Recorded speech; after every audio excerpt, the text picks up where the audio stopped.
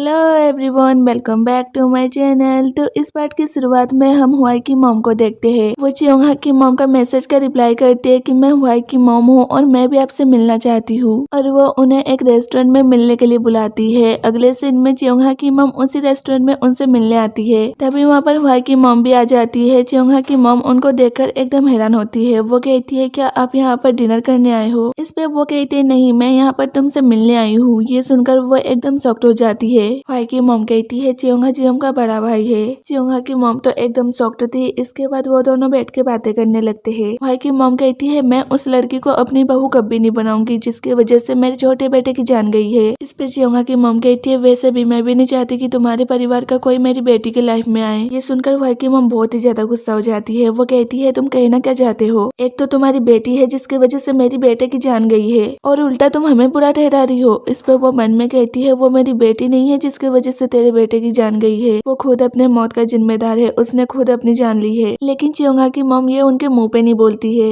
हुआई की मॉम कहती है चलो अब यहीं पर सब कुछ खत्म करते हैं, तुम और तुम्हारी बेटी मेरे बेटे से कभी मत मिलना। ये कह के वो चली जाती है। दूसरी तरफ हुआई जब जिन्बो के ऑफिस में आता है तो वो देखता है जिन्बो अंधेरे में ड्रिंक कर रहा है। ये देखकर वो उससे पूछता है तुम अचानक ड्रिंक क्यों कर रहे हो? इस पे वो कहता है कि मेरे फादर इन लोगों को मेरी सच्चाई पता चल गई है, अब वो भी मेरे साथ नहीं है। हुआई भी उसके साथ ड्रिंक करने लगता है। दोनों ही अपनी अपनी लाइफ को लेकर बहुत ही सैड थे। तभी रिम चियोंगहा से फोन पे बातें करते करते ऑफिस में आता है। एक्चुअली वो यहाँ इसलिए है क्योंकि जिन्बू की वजह से उसको नौकरी नहीं मिली थी, इसलिए जिन्बू ने उसे अपने कंपनी में जॉब दे दिया है। वो हुआई और जिन्बू को साथ में ड्रिंक करते देख एकदम शॉक्ड हो जाता है। वो चियोंगहा से कहता है क्या मेरे बस हुआई के कोई लगते हैं, क्योंकि वो दोनों साथ में ऐसे ड्रिंक कर रहे जैसे कि वो दोनों एक दूसरे को बहुत ही अच्छे से जानते हैं। ये सुनकर चियोंगहा एकदम हैरान होती है। तभी जिन्बू की नजर रिम पे आती है। वो जल्दी से हुआई से कहता है कि रिम हम दोनों को ही देख रहा है। ये सुनकर हुआई जल्दी से रिम को अंदर बुलाता है ताकि उसे कुछ शक ना हो। वो चियोंगहा को कॉल कर करके अंदर आता है। हुआई उससे कहता है कि सबकी तो छुट्टी हो गई है, लेकिन तुम यहाँ पर क्या कर रहे हो? इस पे वो कहता है मुझे आपसे कुछ काम था इसलिए मैं आया था। वैसे आप दोनों एक दूसरे के बहुत ज्यादा क्लोज हो क्या? ये सुनकर हुआई ऐसा दिखाने लगता है कि जिन्बू बस उसका बॉस है। इस पे रिम कहता है लेकिन आप दोनों ऐसे ड्रिंक कर रहे हो जैसे कि आप दोनों एक दूसरे के बहुत ही ज्यादा क्लोज हो।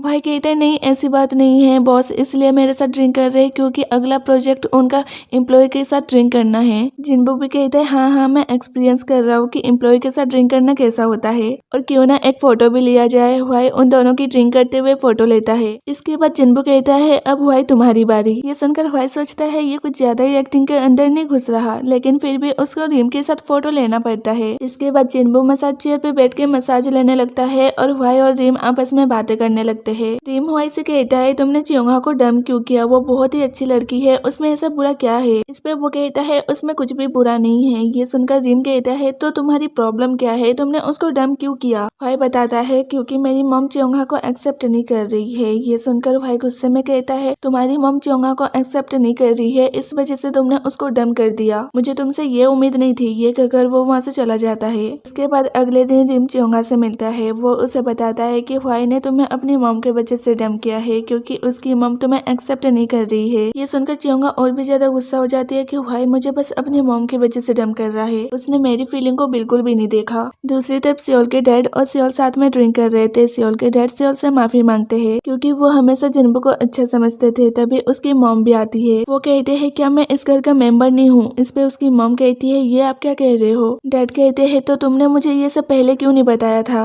वो बहुत ही ज्यादा गुस्सा हो जाते हैं। दूसरी तरफ तेरंग हारंग से कहता है कि डैड की टीम आज हमारे घर पे लंच करने आ रही है, चियोंगहा भी आ रही है, तो तुम उससे सबके सामने माफी मांगना। ये सुनकर वो कहती है मैं ऐसा कभी नहीं करूंगी। ये सुनकर तेरंग कहता है तुम्हें माफी मांगना होगा, तुम्हारे पास और कोई रास्ता नहीं है। इसके बाद थोड़ी देर बाद वो लोग आ जाते हैं। हारंग को देखकर चियोंगहा को हिक्कप्स आने लगते हैं, इसलिए तेरंग उसको किचन में लाता है और चाय पिलाता है। वो कहता है तुम चाहो तो आज ये हिक्कप्स हमेशा के लिए बंद कर सकती हो, तुम जो बोलना चाहती हो वो बस बोल देना। इसके बाद सब लोग लंच करने लगते हैं। हारंग चियोंगहा को किचन के अंदर से देखने लगती है। हारंग के डैड चियोंगहा से कहते हैं तुम मेरी बेटी की स्कूल में पढ़ती थी ना, लेकिन लास्ट में तुम कहाँ चली गई थी? तुम्हारी फोटो क्यों नहीं है? ये सुनकर हारंग एकदम डर जाती है कि ये कहीं बता ना दे।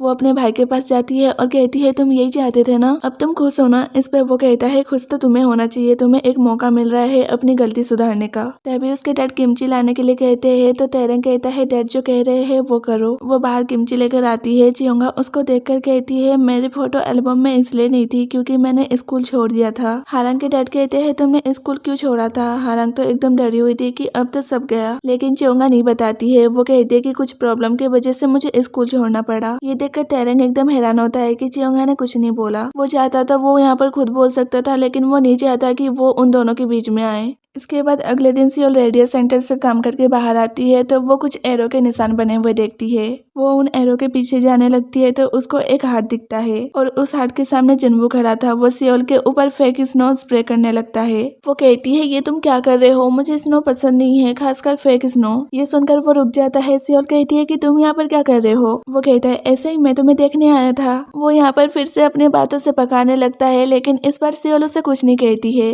वो कहता है कि मैं तुमसे बहुत ही ज्यादा प्यार करता हूँ और मैं चाहता हूँ कि हम फिर से शुरुआत करें और हमारी शुरुआत सीधे शादी से नहीं ऐसे हो। इस पर भी चियोंगा कुछ नहीं कहती है। ये देखकर जिन्बू बहुत ही खुश होता है। वो एक बड़े से नकली डायमंड की रिंग निकालता है और चियोंगा को पहनाता है। वो कहता है कैसा लगा तुम्हें ये बड़ा सा डायमंड। ये सुनकर सियोल हंसने लगती है और उसे हंसते हुए देखकर जिन्बू खुश होता है। इसके बाद अगले दिन में जिन्बू नाचते हुए खुश होकर घर आता है। उसे इतना खुश देखकर उसकी मॉम कहती है क्या तुम फिर से उससे मिले, लेकिन वो उनकी बात नहीं सुनता और जाने लगता है तो उसकी मॉम जोर से चिल्ला के उसे रोकती है। जिन्बू कहता है मॉम प्लीज आप अभी मेरा मूड खराब मत कीजिए, मैं बहुत ही ज्यादा खुश हूँ और ना आप तैयारी कर लीजिए क्योंकि सियोल फिर से इस घर में आने वाली है। मॉम कहती है तुम मेरे फीलिंग को ऐसे हर्ट नहीं कर सकते हो। वो कहता है देखिए मॉम, अगर मैं आपकी फीलिंग को हर्ट करूँ तो आप मुझे छोड़ नहीं सकते हो, वैसे ही मैं सियोल को छोड़ नहीं सकता हूँ। हम दोनों को ये चीज एक्सेप्ट कर लेना चाहिए। ये कहकर वो अपने रूम में जाने लगता है। उसकी मॉम तो उससे बहुत ही ज्यादा गुस्सा होती है और ये पार्ट यहीं पर खत्म हो जाता है। तब तक के लिए bye bye and take care.